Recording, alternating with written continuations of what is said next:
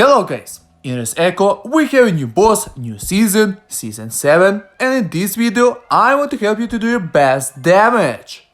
As you remember guys, the best weapon in this Echo was kunai, and against this boss it's still kunai.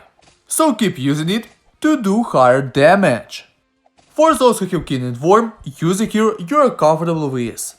It's really hard to say which of them is better. Once I was talking with my friend and he did his calculations, I did my calculations, and we found out that potentially Kin will do highest damage. But you should have her 6 stars, unless it's better to use Worm.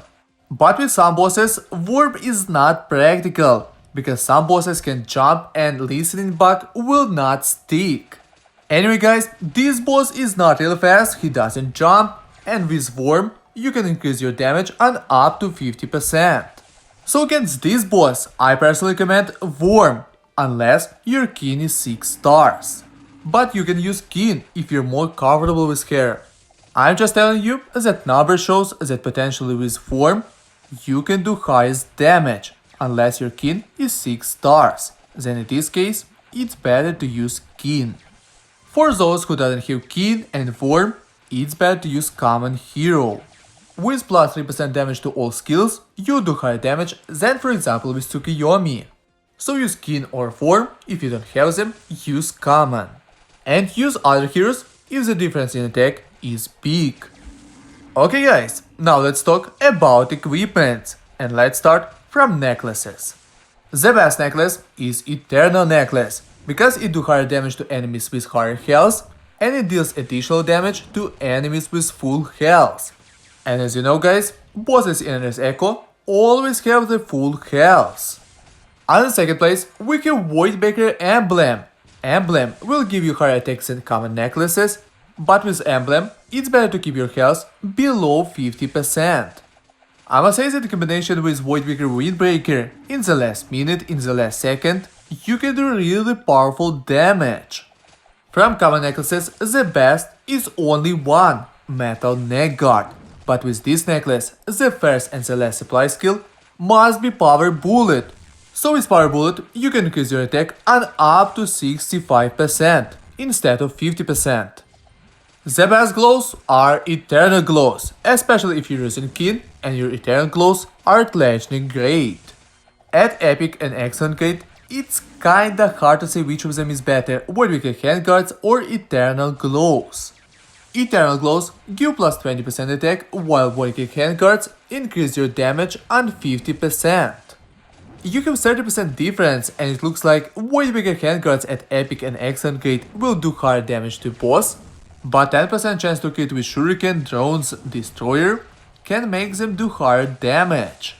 You see guys, when you shoot Shuriken more times, then you do crit damage more times as well.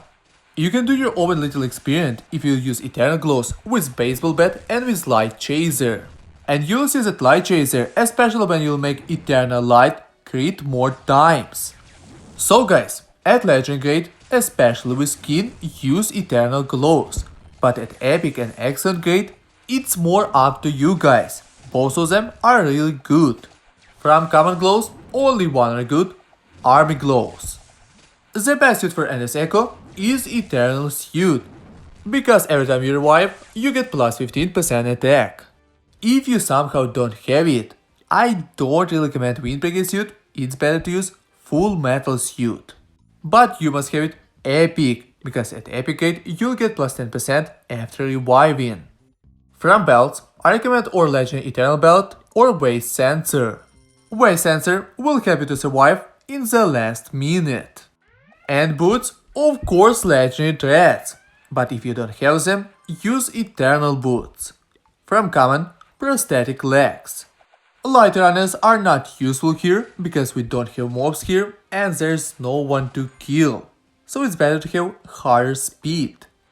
Okay guys, I told you about best hero, best equipments, and now it's time for the best pet. The best pet for NS Echo is Croaky, but you must have it at Epic grade, or better at Legendary. But if you don't have it yet, it's better to use Excellent Rex. Rex will increase your crit rate and crit damage. Okay guys, now let's talk about skills and how to move to do your best damage. Try to make shuriken as fast as you can. Besides shuriken, focus on power bullet. If you're using worm, also focus on listening bug, and if you're using kin, focus on survival instinct, and if you're kin 3 and higher star, try to make 6 sense. Then, focus on drones and try to make destroyer. But in case if you have a tech part for drones, it's better to focus on drones than on shuriken. Yeah, it's harder to make destroyer, but destroyer with red tech part will do higher damage than shuriken. In the first minute, we'll begin to have Ninja Skull and Magnet 1-2 stars. They will help you to gain more skills and faster. And the last skill, what will help you to do higher damage, is Energy Cube. Energy Cube will let you to shoot more projectiles per minute. Okay guys, after playing a minute, don't forget to die on purpose, commit a suicide, to get plus 15% attack. If you're using Legend Eternal Suit, then die 2 times. As you can see guys, a new boss shoots many stones, but in this minute don't worry about them, they are not doing enough damage to kill you. With Eternal Boots, try to go ahead of the boss so the Trail of Fire will do good damage. If you're using Worm, then always be close to the boss, in that radius. Try to go where you see golden biofuel, because golden biofuel will give you more skill, will give you more experience, so you'll gain more skills. Oh, by the way guys, I told you that this boss doesn't jump, but this boss actually jumps. I meant that this boss doesn't jump from you, it jumps on you. So if you're using Worm, then you can always be close to that boss. Looks like I'm not going to get Ninja Skull in this run as well as in the first run. If you have such situation, try to do higher damage with drones. In the last minute we have 2 bosses. We have a clone boss. That boss doesn't receive any damage, so try to be closer to the first boss. In the last minute, be more careful with enemies' projectiles, because they can do fatal damage.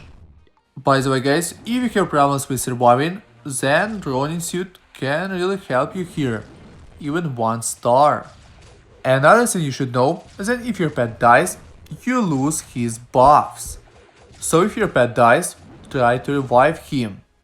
In the last 30 seconds, don't even bother about skills, about getting more skills, try to do higher damage. And my Kuroki just died. But it's 15 seconds left, so it's not really that worth to revive him. You should understand that it takes time, it takes a few seconds, and it's better to do higher damage to that boss than to revive a pet. Okay guys, on the second week we will have another new boss. I will show you 2 of my runs as well and give you some tips. So guys, subscribe to not miss that video.